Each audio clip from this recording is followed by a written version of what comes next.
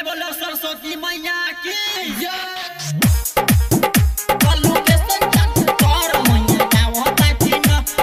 Music by DJ Umesh शुक्रिया बाजार।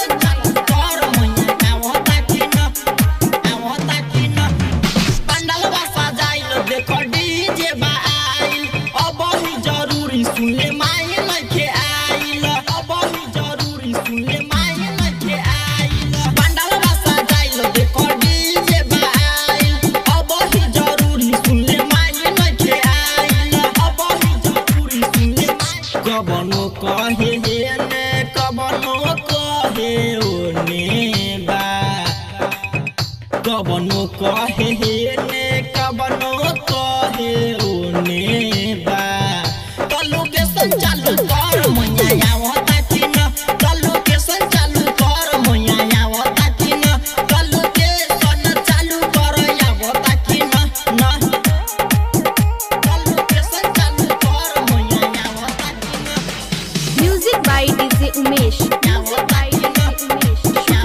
बाजार। माई हिया माई देखो सरस्वती माई गजब के सूरत बा देखो न रे भाई देखो न रे भाई माई हिया माई देखो सरस्वती माई गजब के सूरत बा देखो न रे भाई देखो न रे भाई कहतानी भाई सुन माई जेने बा कहतानी भाई सुन माई जेने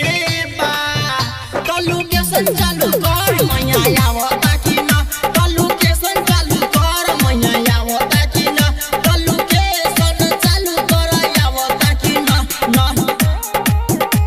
लोकेशन चालू कर मैया आवता कि न म्यूजिक बाय डीजे उमेश शुक्रिया बाजार।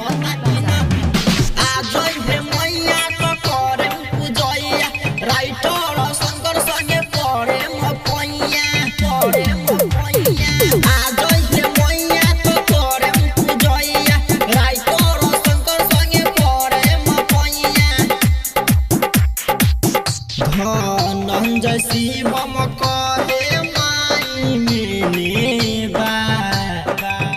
विजय किशन कहे माई मेने बा